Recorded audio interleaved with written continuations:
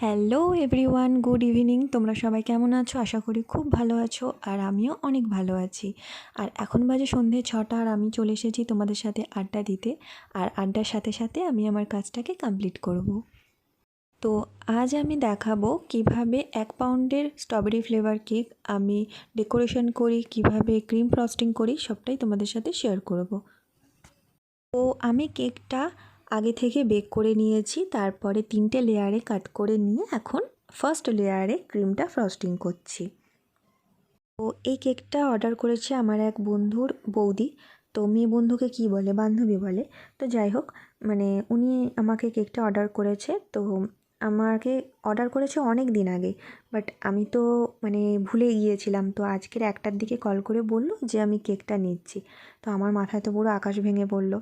তো যাই হোক, কেকটা নর্মাল ডেকোরেশন বলে আমি তাড়াহুড়ো করে ভাত টাত না খেয়ে দুপুরবেলায় আমি কেকটা বেক করতে দিই।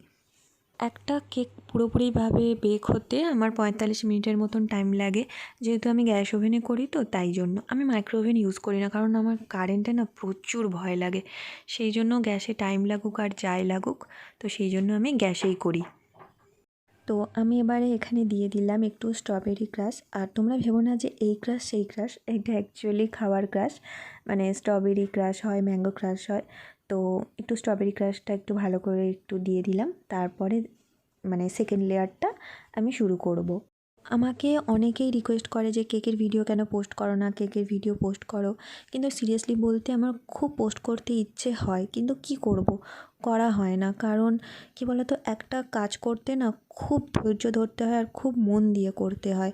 আর তোমরা হয়তো ভাবো যে কেক করতে তো খুব কম টাইম লাগে, কিন্তু না, কেক করতে অনেক অনেক টাইম লাগে। কখনো 1 ঘন্টা লাগে, কখনো 2 ঘন্টা, কখনো 3 ঘন্টা, কখনো 4-5 ঘন্টাও লেগে যায়। মানে যেমন ডেকোরেশন তেমন টাইম লাগে। তো এই কেকটা তো নর্মাল ডেকোরেশন, আর হাতে মোটামুটি টাইম আছে। যেহেতু 8টার দিকে নেবে বলেছেন উনি, আর এখন সন্ধে 6টার মতন বাজে।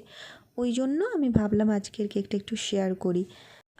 আমার সেকেন্ড লেয়ারে ক্রিমটা ফ্রস্টিং করা হয়ে গেছে। এরপরে আমি আবার একটু ক্রাশ দিয়ে দেব। এই যে ক্রাশটা আছে, এটা হচ্ছে একদম রিয়েল স্ট্রবেরির ক্রাশ।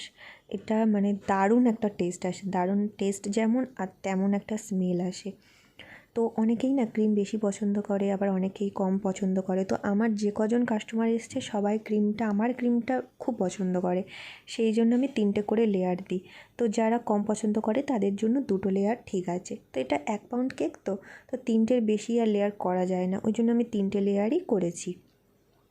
তো এরপরে আমি এই ফাইনাল লেয়ারে ক্রিমটা ফ্রস্টিং করব, তারপরে একটু ফ্রিজিং করব, তারপরে মেন ডেকোরেশনে যাব।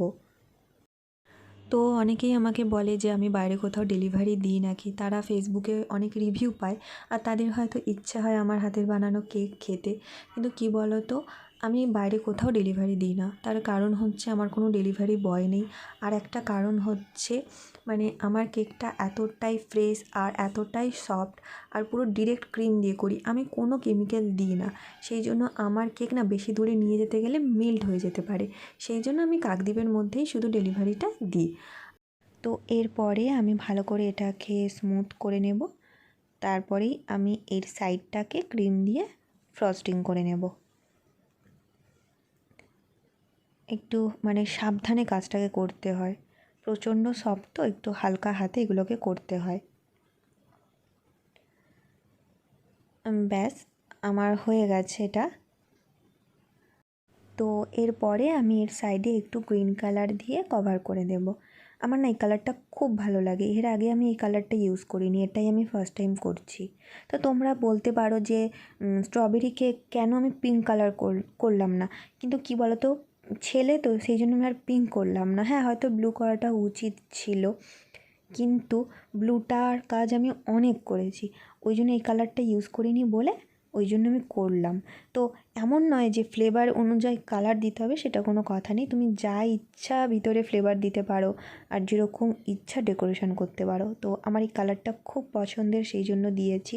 দেখো তোমাদের ভালো লাগছে নাকি, ভালো লাগলে অবশ্যই কিন্তু আমাকে কমেন্ট করে জানিও।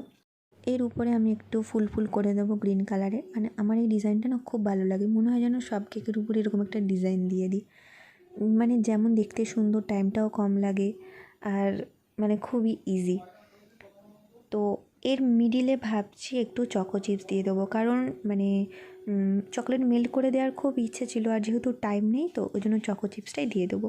চকো চিপসটা খেতে তো দারুণ লাগে আর দেখতেও খুব সুন্দর, ওই জন্য চকো চিপসটা দিয়ে দেবো। আর এই যে সাদা সাদা ফাঁকা ফাঁকা হয়ে আছে এখানটে, এই নজেলটা দিয়েই কাজটা করে দেবো। আর এই তলাতে কি কাজ করব দেখা যাক, একটা কাজ করি, যদি ভালো লাগে তো রাখবো, আর না হলে তুলে ফেলে দেবো। তো হোয়াইট চকো চিপসটা আমার দেওয়া হয়ে গেছে। এরপরে আমি একটু সাইডে এরকম পুটকি পুটকি পুটকি পুটকি দিয়ে বর্ডার করে দেবো, দেখতে সুন্দর লাগছে তাই না? তাহলে রেখে দিই।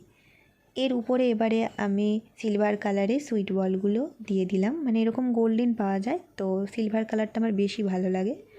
তো আমি এবারে এরকম সিলভার কালারে সুইট বলটা দিয়ে দিলাম। ব্যাস, আমার কেক পুরো কমপ্লিট হয়ে গেছে। আর তোমাদের যদি এই ভিডিওটা ভালো লেগে থাকে তাহলে অবশ্যই একটা লাইক করে দিও, আর কমেন্ট করে জানিও কেমন লাগলো। এরকম আরও ভিডিও পেতে চাইলে আমার চ্যানেলটাকে প্লিজ সাবস্ক্রাইব করো। টাটা, বাই।